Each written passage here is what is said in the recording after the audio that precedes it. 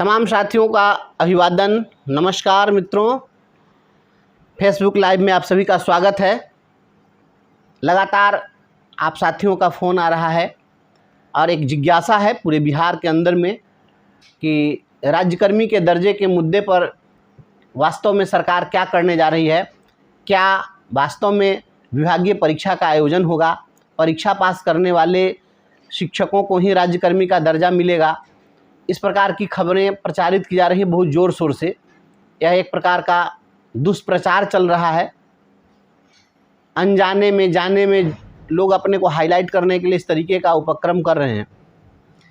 तो आपकी इस जिज्ञासा के समाधान के लिए ही मैं फेसबुक लाइव आया हूँ।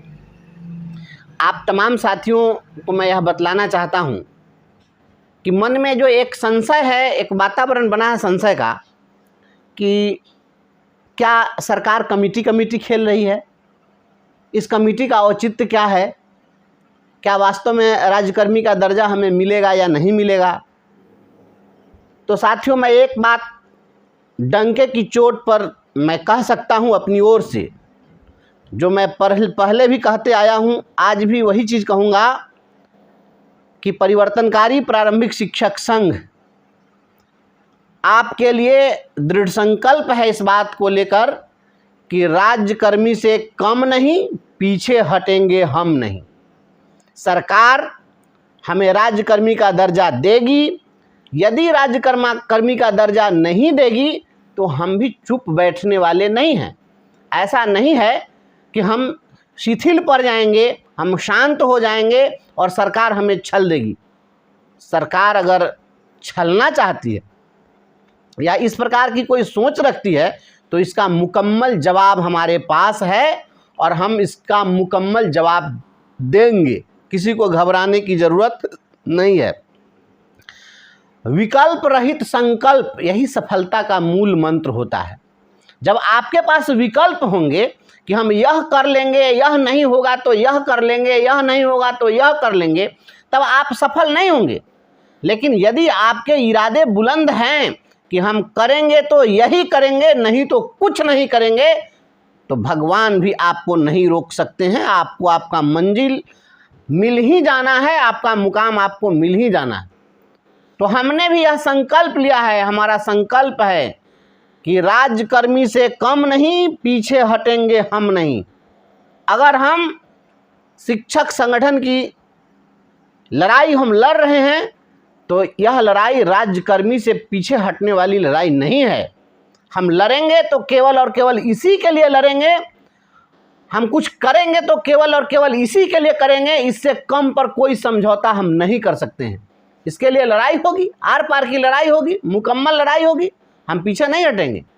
इसलिए एक बात तो मन में आप स्थापित कर लीजिए कि राज्य सरकार को हर हाल में हमें राज्यकर्मी का दर्जा देना होगा। और राज्यकर्मी का दर्जा अगर यह सरकार नहीं देगी तो वैसी स्थिति में जो हमारी संख्या है, चाहे हम सीधे शिक्षक हों, शिक्षक अभ्यर्थी हों, हमारे विद्यालय की रसोइया हो, आंगनवाड़ी सेविका सहायिका हो, आशा कार्यकर्ता हो, मनरेगा कर्मी हो, इंदिरा आवास सहायक हो, रोजगार सेवक हो, किसान मित्र हो, जितने भी संविदा पर कर्मी हैं, उन तमाम कर्मियों को हम यूनाइट करके और हम लड़ाई लड़ेंगे और इस लड़ाई को मंजिल मुकाम तक पहुंचाएंगे। बहुत सारे लोगों को पेट में दर्द होने लगता है हमारी लड़ाई से, क्योंकि बहुत सारे लोग सरकार का बन करके सोचते हैं। मेरे भाई, आप अपना बनकर सोचिए, सरकार का बनकर सोचने की ज़रूरत नहीं है। जब कोई भी लड़ाई होती है तो उस लड़ाई में कुछ अगर मर्यादाएं टूटती है तो टूट जाने दीजिए। अंतिम योद्धा वही होता है, असली योद्धा वही होता है जो सफलता प्राप्त करता है, चाहे वह किसी तरीके से हो। जो सफलता प्राप्त नहीं किया तो आपकी मर्यादाओं का कुछ, जब सरकार मर्यादा को समझने के लिए तैयार ही नहीं है तो हम अपनी कितनी मर्यादा समझेंगे। आज तो देख रहे अधिकारी भी अपनी मर्यादा तोड़ दी, अब तो शिक्षकों को इडियट कहा जा रहा है। तो जब सभी लोग मर्यादा तोड़ रहे हैं, वैसी में केवल और केवल हम ही अपनी मर्यादा का पालन करने के लिए तो नहीं बैठे हैं। ऐसा नहीं होगा। हम शिक्षक हैं, निश्चित रूप से हमें अपनी मर्यादा में रहना चाहिए, अपनी हद में रहना चाहिए। हम जानते हैं कि हमारी मर्यादा क्या है, लेकिन राज्यकर्मी से तनिक कम पर कोई समझौता नहीं होगा। राज्यकर्मी का दर्जा सरकार नहीं देगी तब तक हम चैन से बैठने वाले नहीं। यह बात आ रही है, कुछ लोग यह खबर प्रचारित कर रहे हैं कि विभागीय परीक्षा ली जाएगी। अब विभागीय परीक्षा ली जाएगी या नहीं ली जाएगी, जो लोग भी सोशल मीडिया पर इस प्रकार की खबर फैला रहे हैं, ऐसे लोग क्या मुख्यमंत्री सचिवालय में बैठे हुए हैं, मुख्यमंत्री के पॉलिसी डिसीजन मेकर में बैठे हुए हैं? कहाँ से लाते हैं इस तरह की खबर आप लोग? ये जो भी खबर है यह तथ्यहीन है, निराधार है, इसका कोई आधार नहीं है और यह सब सस्ती लोकप्रियता बटोरने के लिए इस तरह की खबरें प्रचारित की जा रही है, क्योंकि अभी तक आधिकारिक रूप से इस प्रकार की कोई बात नहीं हुई है। हाँ, यह बात जरूर आ रही है कि एक कमेटी का गठन होगा। तो कमेटी का गठन क्यों होगा? अब हमारे बहुत सारे मित्रों को लग रहा है कि सरकार ऐसा तो नहीं है कि कमेटी खेल रही है या कमेटी में हमें उलझा रही है। तो साथियों, इसके लिए बहुत निराश हतोत्साह होने की ज़रूरत नहीं है या हमेशा केवल संशय की स्थिति ही नहीं बनानी चाहिए। जब भी कोई नई बातें लागू की जाती है, जैसे हम लोगों को वेतनमान देना था सरकार को, तो उसके लिए कमेटी बनी थी। तो अभी हम लोगों को नियोजित शिक्षक संवर्ग से राज्यकर्मी के संवर्ग में हमें सामंजित करना है। तो ये सामंजन की प्रक्रिया में बहुत सारी बातें होंगी, जिन बातों में सरकार का जो नीतिगत है वह शिक्षा विभाग का तो मामला है ही, साथ साथ वैधानिक पहलू भी है। सरकार इसको भी टटोलना चाहेगी कि वैधानिक रूप से कहीं कोई समस्या नहीं आए। आर्थिक मसले भी हैं, ऐसा नहीं है कि हमें सरकार राज्यकर्मी बनाएगी तो केवल और केवल हमें जो वेतन मिल रहा है वही मिलेगा। सरकार कुछ न कुछ वेतन वृद्धि भी जरूर करेगी, नहीं तो इस राज्यकर्मी के दर्जा का बहुत मतलब नहीं रह जाएगा। इसलिए वेतन वृद्धि भी होगी निश्चित रूप से, ऐसी हम उम्मीद रखते हैं सरकार से। तो आर्थिक पहलू क्या होगा, वित्तीय भार सरकार पर और कितना बढ़ेगा, इसको किस प्रकार सरकार एडजस्ट करेगी अपने बजट में, तो उसके आर्थिक पहलू भी होंगे। उसके बाद सामान्य प्रशासन विभाग की भी कुछ उसके भी प्रावधान है, कुछ नॉर्म्स हैं, तो उन चीज़ों को भी देखना पड़ेगा। तो इन तमाम चीज़ों पर विचार करने के लिए निश्चित रूप से सरकार एक कमेटी का गठन करेगी, ताकि वह जो कमेटी है इन तमाम चीज़ों का अध्ययन करके वित्तीय भार कितना बढ़ रहा है, वैधानिक पहलू क्या है, इसका शिक्षा विभाग पर क्या प्रभाव पड़ेगा, अन्य पंचायती राज विभाग पर इस पर क्या प्रभाव पड़ेगा, इन तमाम चीज़ों पर विचार करने के बाद वह कमेटी एक प्रस्ताव देती है। कभी भी ऐसा ही होता है कि कोई समिति बनती है, किसी आयोग का गठन होता है, जब नई चीज़ों को लागू करना होता है तो इस प्रकार से सरकार एक आयोग का गठन कर देती है या कोई कमेटी बना देती है। तो वह कमेटी या आयोग एक सिफारिश देती है, वह एक सिफारिश देगी और वह कमेटी सिफारिश देगी कि इसको इस प्रकार से लागू किया जा सकता है, और उस सिफारिश को सरकार लागू करती है। उस सिफारिश में सरकार चाहे तो कुछ बदलाव भी कर सकती है। तो इस प्रकार से कमेटी का गठन तो लाजमी है, और यह कमेटी का गठन यदि हो रहा हो और कमेटी सरकार अगर बनाना चाहती है तो हमें केवल इस पर संशय के दृष्टिकोण से ही नहीं सोचना चाहिए, केवल शक ही नहीं करना चाहिए उसके इरादे पर, बल्कि इसको सकारात्मक रूप में भी लेना चाहिए कि यह एक अच्छी पहल हो सकती है। लेकिन इस कमेटी का गठन हो और यह कमेटी ससमय अपनी सिफारिश सरकार को दे दे, तो यह एक बात है। और जब कमेटी बनेगी तो वह कमेटी अपनी सिफारिश देगी कि हम इन्हें राज्यकर्मी का दर्जा किस प्रकार से दें। तो संभव है कि जो कमेटी बनेगी उस कमेटी के समक्ष जो स्टेक होल्डर्स हैं, जो इससे संबद्ध पक्ष हैं, उन सभी संबद्ध पक्षों से वह कमेटी विचार भी ले सकती है। हो सकता है वह कमेटी अन्य राज्यों का अध्ययन जाकर कर सकती है। तो जब तक कमेटी बन नहीं जाती है, कमेटी की सिफारिश नहीं आ जाती है, तब तक कोई भी यह कह दे कि राज्यकर्मी के दर्जा के लिए विभागीय परीक्षा ली जाएगी या बीपीएससी से परीक्षा ली जाएगी, मैं समझता हूं यह एक दुष्प्रचार के सिवा और कुछ भी नहीं है, यह एक अफवाह है। अगर कमेटी बनती है, उसकी सिफारिश आती है, तो सिफारिश के बाद जो होगा होगा, लेकिन अभी तत्काल तो ऐसी कोई बात है नहीं। अब जो लोग भी इस प्रकार की बात फैलाते हैं वह कहीं ना कहीं लोगों के बीच में संशय पैदा करना चाहते हैं, खुद को हाईलाइट करना चाहते हैं। अभी हमने देखा कि एक नेता विशेष, अब कथित तौर पर नेता है, मुझे तो नहीं पता है कि उनका जनाधार क्या है, कितने लोग उनके फॉलोअर हैं, लेकिन एक कथित नेता ने एक लेटर पैड पर सरकार से मांग कर दी कि हमें राज्यकर्मी का दर्जा नहीं चाहिए। अब आप बताइए किसको क्या कहिएगा। ऐसे ऐसे लोग भरे पड़े हैं हमारे समाज में। तो ऐसे लोगों का उद्देश्य, इससे मतलब नहीं है कि राज्यकर्मी का दर्जा मिलेगा कि नहीं मिलेगा या क्या होगा। मतलब इस बात से है कि आखिर उसी के कारण, ऐसे ही अनाप शनाप कृत्यों के कारण आखिर शिक्षक समाज उसका नाम तो जान जाएगा, चर्चा तो उसकी कम से कम करने लगेगा। तो काम से तो चर्चा होना है नहीं। तो हम लोग के यहाँ कहावत है कि नामे नाम न तो अकरैले नाम, तो ये अकराइए के नाम करेंगे, दूसरा क्या कर सकते हैं। इनका दूसरा तो कोई एबिलिटी है नहीं, तो यही करेंगे खुराफाती काम, उलूल जुलूल। लानत है ऐसे लोगों पर। अब कुछ लोगों ने दुष्प्रचार शुरू कर दिया, सोशल मीडिया में खूब भ्रम फैलाना शुरू कर दिया कि वरीयता का कोई प्रस्ताव दे रहा है कोई। अरे कौन दिया है वरीयता का प्रस्ताव भाई? वरीयता का प्रस्ताव दिया कौन है? अभी जल में मछली और नौनो कुटिया बखरा, वरीयता कहाँ से आ गई यह बात कि वरीयता की कोई किसी ने मांग कर दी है? ऐसी मांग किसी ने नहीं की है कि हमको इस आधार पर इतना वरीय कर दीजिए, इसको कनीय कर दीजिए और इसको। ये सब ऐसी बातें इसलिए होती है क्योंकि जिन लोगों की औकात नहीं है सरकार के गलत निर्णयों के खिलाफ मजबूत स्टैंड लेने का, वो सोशल मीडिया पर गंदगी फैलाएंगे, इसके अलावा और वे कुछ नहीं कर सकते हैं। अभी तक का जो इन लोगों का इतिहास है यही बतलाता है कि ये लोग नफरत फैलाओ गैंग हैं। और नफरत कैसे फैलाएंगे? तो ये लोग बिल्कुल अंग्रेजों के रास्ते पर चल रहे हैं, डिवाइड एंड रूल। कैसे? तो कर दो कि ये टीईटी है, ये नॉन टीईटी है। अब किसी को कह दीजिए ये 2003 है तो ये 2005 है, तो 2010 है, ये 8 है, ये 14 है, ये टीईटी 15 है, टीईटी 22 है। जब तक ये लोग इस प्रकार की बात नहीं करेंगे तब तक लोगों में गलतफहमी कैसे पैदा होगी? और गलतफहमी जब तक पैदा हो तो नेतागिरी करेंगे क्या? अरे मेरे भाई लोग, इस प्रकार से जो आप नफरत फैलाते हो, इससे सस्ती लोकप्रियता बटोरने के चक्कर में आपका कुछ भला होने वाला नहीं है।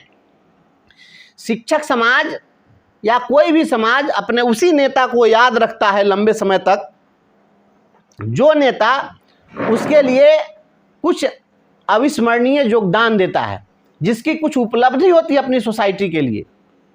तो उपलब्धियां अर्जित करके समाज को दीजिए ना, कुछ काम करके दीजिए जिसके आधार पर लोग आपको याद करेंगे। ये नफरत फैला करके, इस तरह से गंदगी फैला करके आप क्या हासिल कर लेंगे? अभी तक जब तक कमेटी बनी नहीं, जब तक सिफारिश आई नहीं, तब तक पहले ही कह दीजिए इन लोगों की परीक्षा ली जाएगी, तो ये फेल हो जाएंगे, तो ये परीक्षा से डर गए, तो ये हो गए। गजब हाल है। 15 अगस्त आने वाला है।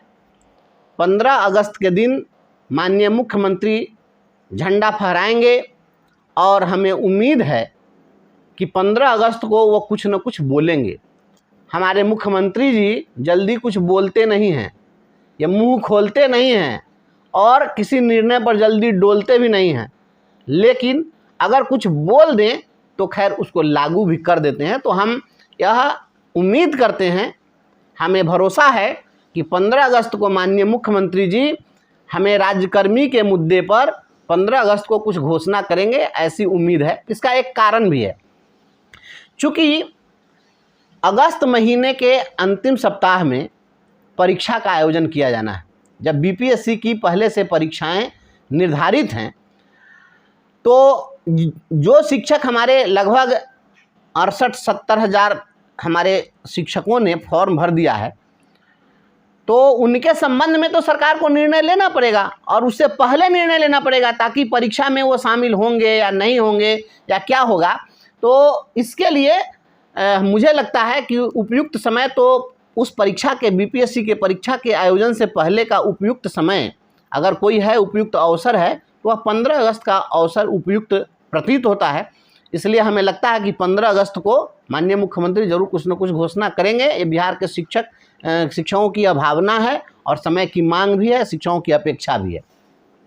इसलिए किसी साथी को घबराने की ज़रूरत नहीं है, किसी साथी को इन गलतफहमियों में, इस दुष्प्रचार में नहीं पड़ना चाहिए कि हमारी परीक्षा होगी और विभागीय परीक्षा होगी तभी हमें राज्यकर्मी का दर्जा मिलेगा। ऐसी कोई ज़रूरत नहीं है। और जिन लोगों के द्वारा यह फैलाया जाता है कि कोई टीईटी परीक्षा पास हैं इसलिए उनको फिर परीक्षा की आवश्यकता नहीं होगी, या कोई दक्षता पास हैं इसलिए उनको परीक्षा की आवश्यकता नहीं होगी, तो मैं समझता हूँ कि जितने नियोजित शिक्षक हैं उन नियोजित शिक्षकों को राज्य संवर्ग में राज्य कर्मचारी बनाने में, इन्हें राज्य सरकार का कर्मचारी घोषित करने में कोई वैधानिक परेशानी भी नहीं है। यदि कमेटी बन जाए, सरकार कमेटी का गठन कर दे, तो हम उस कमेटी के समक्ष जाकर रास्ता बता सकते हैं कि आप इस चीज़ को कर सकते हैं। देखिए, एक बात स्पष्ट रूप से समझ लीजिए, जिन लोगों को जो गलतफहमी है या कुछ लोग उल्टा पलटी सोचते और समझाते हैं, हम शिक्षक हैं, हमें शिक्षक बनने की लड़ाई हम नहीं लड़ रहे हैं, यह लड़ाई राज्यकर्मी बनने की है। ऑलरेडी हम शिक्षक तो हैं ही। शिक्षक बनने के लिए जो न्यूनतम अर्हता है वह अर्हता एनसीटीई के द्वारा निर्धारित की जाती है, और ऐसा नहीं है कि एनसीटीई ने कह दिया है कि राज्यकर्मी के रूप में जो शिक्षक अपॉइंट होंगे उन्हीं पर हमारा नियम लागू होता है, उन्हीं के लिए एलिजिबिलिटी क्राइटेरिया उन्हीं पर लागू होता है। ऐसा नहीं है। अगर स्थानीय निकाय ने बहाल किया तब भी, या किसी राज्य सरकार ने बहाल किया सीधे तब भी, सभी परिस्थितियों में एक शिक्षक बनने के लिए जो न्यूनतम अर्हता है वह अर्हता पालन करना होगा। जिसके पास वह न्यूनतम अर्हता होगी वही शिक्षक बनेगा। तो हम जो आज शिक्षक हैं, चाहे वह नियोजित शिक्षक हों, चाहे वह पूर्व से कार्यरत रेगुलर टीचर हों, या बाद में जो टीटी के आधार पर बहाल हुए हों, या अब कोई नए बहाल होंगे, उनके लिए जो न्यूनतम अर्हता है उस न्यूनतम अर्हता को जब वे पूरी करेंगे तभी शिक्षक बनेंगे। तो हम न्यूनतम अर्हता को पूरी करके ही शिक्षक बने हुए हैं, तो हमें शिक्षक हम बन चुके हैं, इसमें कोई वैधानिक समस्या नहीं है। हम शिक्षक हैं। जो अनट्रेंड थे, देखिए अभी हाईकोर्ट ने कह दिया हटा दीजिए, एनसीटीई ने कह दिया कि अनट्रेंड टीचर नहीं रहेंगे, उनको हटा दिया गया। भले ही वह स्थानीय निकाय के टीचर थे, भले ही नियोजित शिक्षक थे, लेकिन उन्हें एनसीटीई का जो मापदंड था वो पूरा नहीं कर रहे थे, इसलिए उनको हटाने का आदेश दे दिया गया। वैसी स्थिति में जब हम टीचर हैं ही, तो फिर अभी स्थानीय निकाय के टीचर हैं, कल को राज्यकर्मी के रूप में टीचर रहेंगे। अभी जिस स्कूल में पढ़ा रहे हैं कल भी उसी स्कूल में पढ़ाना। ऐसा नहीं कि हमारा कोई स्कूल का स्टेटस बदल जाना है। हम उन्हीं बच्चों को पढ़ाने वाले हैं जिन बच्चों को अभी पढ़ा रहे हैं। तो जब हम वही काम करेंगे, उसी स्कूल में काम करेंगे, हमारा qualification as per the norms of NCTE है, तो ऐसी स्थिति में चाहे हम स्थानीय निकाय के शिक्षक रहें तब, या राज्यकर्मी के रूप में शिक्षक रहें तब, कोई वैधानिक इसमें कोई दिक्कत नहीं है। केवल यह राज्य सरकार के मसले का चीज़ है, राज्य सरकार की इच्छा शक्ति की बात है कि राज्य सरकार चाहे तो वह हमें स्थानीय निकाय से सीधे राज्यकर्मी घोषित कर सकती है, और ऐसा अन्य राज्यों में हुआ है। ऐसा नहीं है कि बिहार सरकार पहली बार करने जा रही है, इसके पहले भी अन्य राज्यों में ऐसा हुआ है। तो जिन राज्यों ने ऐसा किया है वहाँ का स्टडी कर ले सरकार, कमेटी अगर बनती है तो कमेटी जाकर उसका स्टडी कर ले कि वहाँ कैसे किया। जब ऐसी समस्या दूसरे राज्यों में नहीं आई तो फिर बिहार में ऐसी समस्या क्या उत्पन्न हो जाएगी। पूरा देश एक संविधान से चलता है, तो ऐसा थोड़ी है कि बिहार के लिए वैधानिक समस्या बन जाएगी और दूसरे राज्य के लिए समस्या नहीं बनेगी। ऑलरेडी इस प्रकार का मापदंड उड़ीसा में, मध्य प्रदेश में, छत्तीसगढ़ में, अन्य राज्यों में इस प्रकार में देखने को मिला है। वहाँ पर सीधे सरकार ने शिक्षा विभाग के अधीन इनको सामंजित कर लिया, इसलिए हमें शिक्षा विभाग के अधीन सामंजित करने में किसी प्रकार की कोई परेशानी नहीं होगी। और यह जो भी पॉलिटिशियन लोग बोल रहे हैं, कोई राजनेता कुछ भी बोल देते हैं, तो जो नेता लोग बोल रहे हैं, तो ऐसा है कि all that glitters is not gold, सभी चमकीली वस्तुएं सोना नहीं होती मेरे भाई, मेरे बंधुओं। जो आपके हितैषी दिखते हैं वो सभी हितैषी नहीं है। कुछ लोग सरकार के सेफ्टी वाल्व भी हैं। जो कभी कभी होता है कि जब कोई भी आंदोलन चल रहा हो और वहाँ पर प्रदर्शनकारी काफ़ी उग्र हों, तो कोई व्यक्ति सीधे जा कर के और उनको कहे जे नहीं आप इस प्रकार से आंदोलन नहीं कीजिए, इतना उग्र नहीं होइए, तो जो बोलेगा वही पिटा जाएगा। तो वह क्या करता है कि वह साइकोलॉजिकल ट्रीटमेंट करता है। पहले जाता है और वह अगर इनकलाब जिंदाबाद बोला तो उसे ज़्यादा जोर से बोलता है इनकलाब जिंदाबाद, और जब ज़्यादा जोर से इनकलाब जिंदाबाद बोलता है तो आंदोलनकारी समझते हैं कि मेरा हित ऐसी है, और तब उसकी बात को वो लोग सुनने लग जाते हैं कि नहीं। और जब वो सुनने लग जाते हैं तो क्या करता है, धीरे धीरे उनके बात को हम माइल्ड कर देता है। यह एक पॉलिटिक्स है, यह पॉलिटिक्स है कि अपना बन के और उनके आक्रोश को ठंडा कर देना। तो कुछ राजनीतिक लोग ऐसे भी हैं जो आपका अपना बन के और आपके आक्रोश को ठंडा करना चाहते हैं। तो आप यह समझते हैं कि वह जो बोल दिए वही कुछ हो गया। वो लोग सरकार के सेफ्टी वाल्व की तरह भी कुछ लोग काम कर रहे हैं, इसको समझने की ज़रूरत है। या बारीक से जो लोग सोचते हैं वो लोग इस बात को समझ सकते हैं। अभी जो परिस्थितियां बनी थी, यदि आक्रामक तेवर हम लोग नहीं दिखाते तो क्या किसी विधायक और विधान पार्षद की हैसियत थी कि मुख्यमंत्री को इस कदर मजबूर कर दे कि वो शिक्षकों की बात सुनने के लिए तैयार हो जाए। आप तो देख रहे हैं कि यहाँ तो किसी का कुछ चल नहीं रहा है, तो एक अधिकारी पूरे सिस्टम पर भारी पड़ जाता है। तो ये कोई मुंह खोलने वाला नहीं है। लेकिन हम राज्यकर्मी के दर्जे पर अडिग हैं, यह लेकर रहेंगे। परीक्षा के संबंध में अभी किसी प्रकार की कोई आधिकारिक बात नहीं है, और किस तरीके से राज्यकर्मी का दर्जा हमें मिलेगा यह गठित होने वाली कमेटी की अनुशंसा तय करेगी। कोई पॉलिटिशियन इसको तय नहीं करेगा।